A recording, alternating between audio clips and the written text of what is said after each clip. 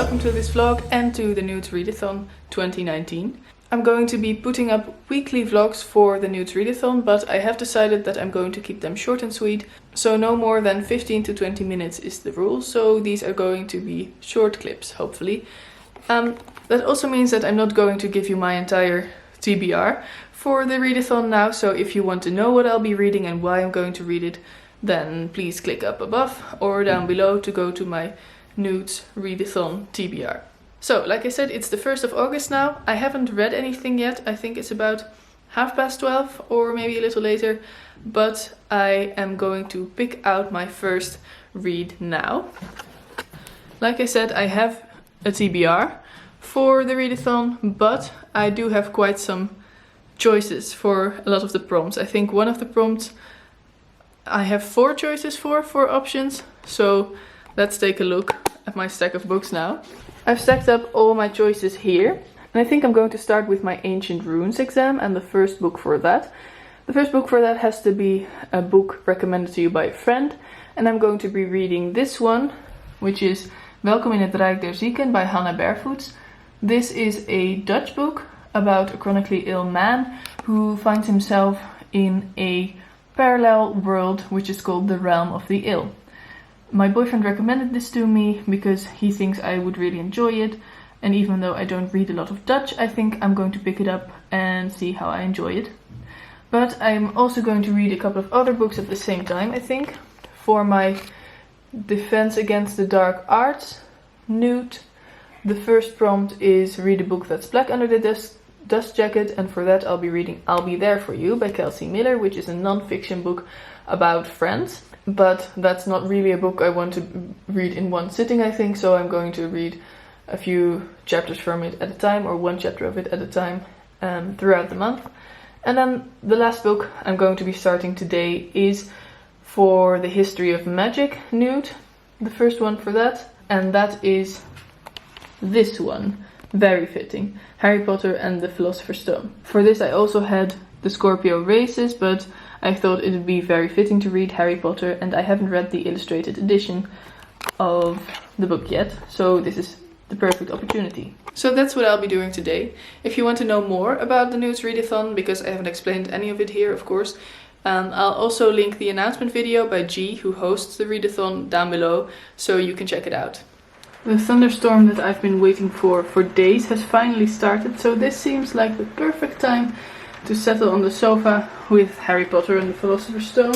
And I'm going to be drinking some pumpkin juice tea along with it, and have some bread with strawberries, which isn't very Harry Potterish, but it is very delicious.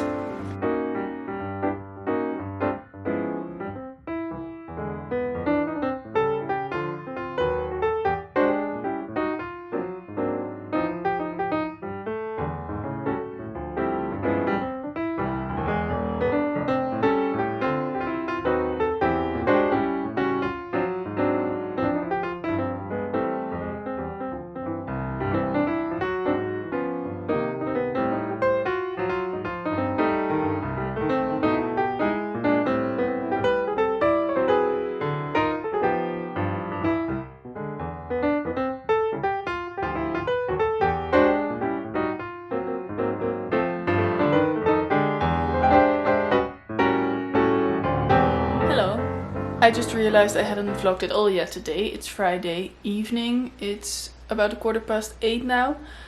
And I think that's because I haven't read it all today yet.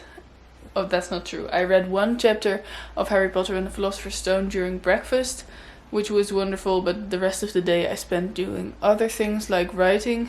I'm writing a novel. I have been for a while now.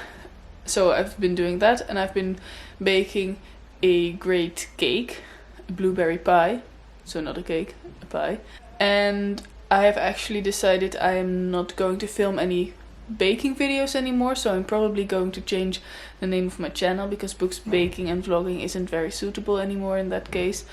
But I'm gonna sleep on it, and I am going to make a separate video on that if I decide to do that.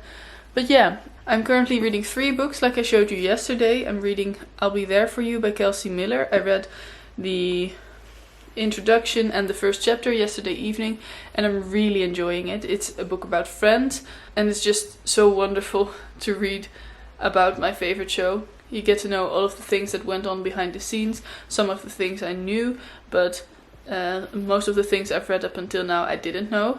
So it's really interesting, and I hope I'll be able to read another chapter tonight. Then I'm also reading Welkom in het Rijk der Zieken by Hannah Barefoots, which is a Dutch novel about a chronically ill man. This is really interesting as well. I'm about 70 pages in, I think.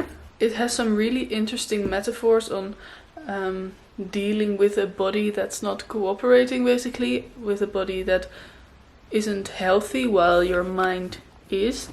And the author of the book is chronically ill herself as well, and I think you can really feel that while you're reading. This person just knows, I guess.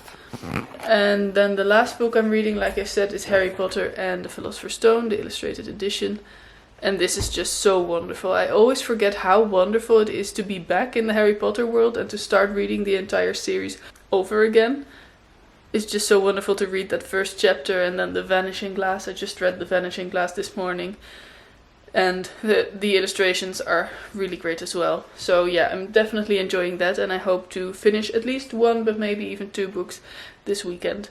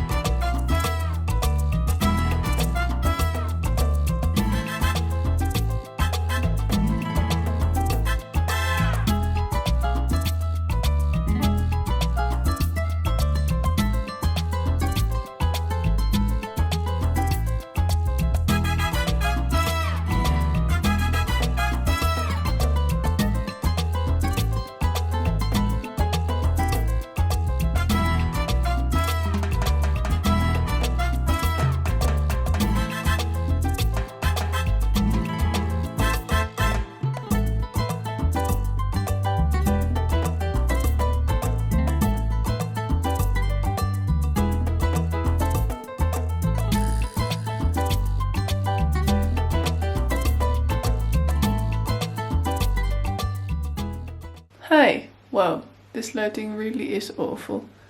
But I had to turn on the overhead light, or otherwise it would just be too dark in here. Anyway, this is the last clip of this vlog. It's now Monday, even though I wanted to end this vlog on Sunday.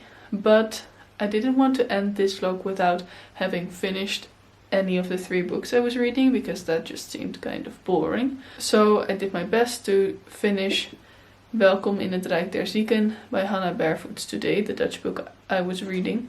I think I'm going to be giving this 4 out of 5 stars. I think it was really good. Like I said previously, it's about a man who's chronically ill, and I said that he finds himself in a parallel world, but really there are 2 components to this story. On the one hand, you have him being in the parallel world, and those parts of the story consist completely out of dialogue.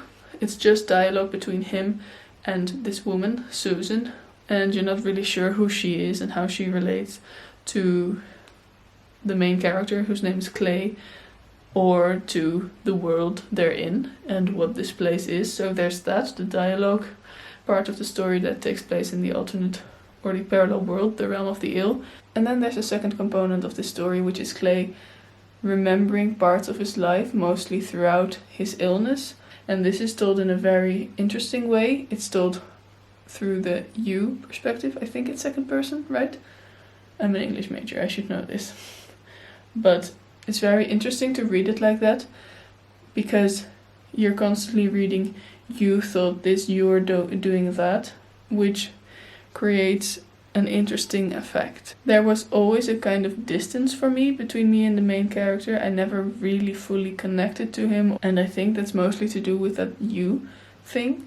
I think if it was told in the first person, then I would have connected much more. But I do think this is a really good form to tell this story, because this way it might also appeal to people who aren't chronically ill and who can't always relate. I think it's a very important story. It's one of the first stories of a chronically ill person that I have read, and it sheds a lot of light on the situation. You learn so much about being chronically ill. I'm going to switch arms again because this hurts like hell. But yeah, you learn so much about being chronically ill, what it feels like, and you really notice that it's written by someone who's chronically ill herself. And the story is kind of stagnant throughout the entire book, which really reflects the situation these characters are in. They're ill and they're not going to get better. They have to learn to live with their pain and with their fatigue and everything they have to deal with on a daily basis. And that's really difficult for them. It was really interesting, but as is always the case when I read Dutch, I didn't fully connect to it. I'm not sure what it is about Dutch. Maybe it's just the way Dutch books are written and not just the language. I'm not sure. I think this is a really good novel. I think it was magnificently structured. I think it's well written. It's well thought through. There are some really interesting metaphors in here, like the realm of the ill. I'm still not sure what it all means, but I think that might have also been the idea that not everything can be explained and there isn't always a reason for everything. So that was really interesting. So yeah, 4 out of 5 stars. I would definitely recommend this. I think this is a very important book within Dutch literature for people to read and to gain an understanding of what it is like to be chronically ill. I haven't read much of the other 2 books.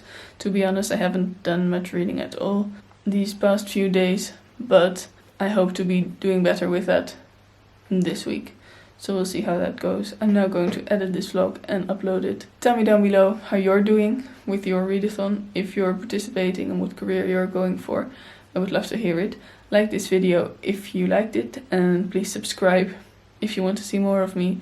And thanks so much for watching. I'll see you in my next video. Bye!